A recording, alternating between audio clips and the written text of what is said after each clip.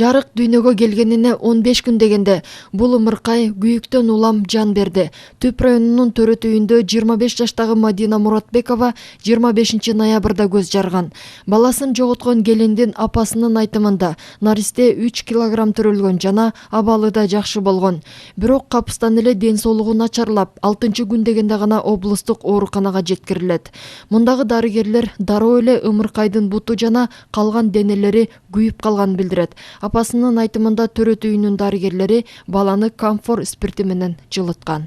Нормально баланы көрсөтүштү. Врачка кирип, врачылыгым бүт барын көрсөтүп, эметип коюп кеттим. 3 күн жүрүп. 3 күндөн кийин мына баланы эмеге беребиз, кислород деген. Андан кийин эле кызым ыйлап чалып баштады. Мама, баланы 4 күндөн кийин көрсөтпөй калды. Анан буттарын деген муздап калыптыр, эмесем бирдеме сүйкөп эметип атышкан деп эле. 6 күндөн кийин анан кийин такыр буту карарып кетти, караколго которот деди. Иши ошондо дагы скорый жок, машинага эле күйөө балам машинасын салып берип коюптур. Жеткиче жөн эле бала өлүп калат заптыр, жана бир мет эмеси мененчи. Аякка барганда врач айтыптыр, прекрасно мына ошол эмени урушуп турупчу. Могу баланы эмне кылып алып келгенсиңер?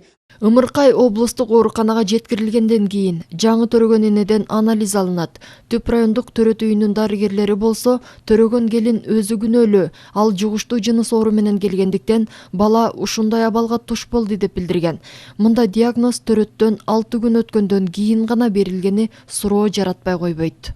Бул келин төрө элек деле выделениялар аябай жаман выделение болчу. Жашыл, ириң болуп, ириң агып аткан. Мына бул акушерка наблюдать этти эртеменден бери. Анан төрөлгөндө бала вообще 2 балл менен, момундай терилери сыйрылган, аябай кара ириң точкалары бар. Вообще 2 балл деп коет да бизде.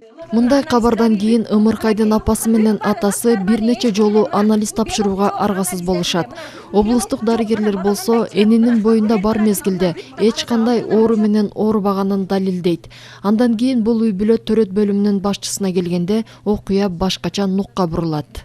Справкага келгенде мына бул эжеке сүйлөшүп аткан, ошондо чуркап бардым мен. Эже берип коесузчу десем, тамга чапташат. Билгениңерди кылып алгыла дейт. Мас экен состояние. Анан мен ичүнгүйдүндө прокуратурага чуркап бардым. Прокуратурага чуркап барып 2 адам алып келдим. Уже кабинетине кирип бекитип коюшуптур аны. Түп райондук ички иштер бөлүмүнүн тергөөчүсү ушул күнгө чейин кылмыш ишин козгой элек. Ымыркайдын эмнеден улам чарчаганы да белгисиз бойдон калууда. Учурда төрөт бөлүмүнүн башчысы эмгек эргүүсүндө болсо, Түп райондук оорукананын жетекчисине сөгүш берилген.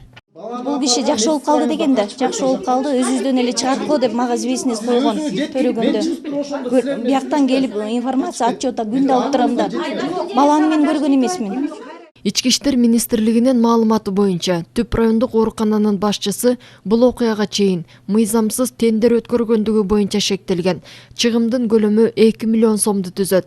Бул боюнча Ысык Көл облустук прокуратурасы кылмыш ишин да козгогон. Азырынча эч ким жоопко тартыла элек. Мээрим Бакир кызы, Аскар Улан уулу, Коомдук 1 канал.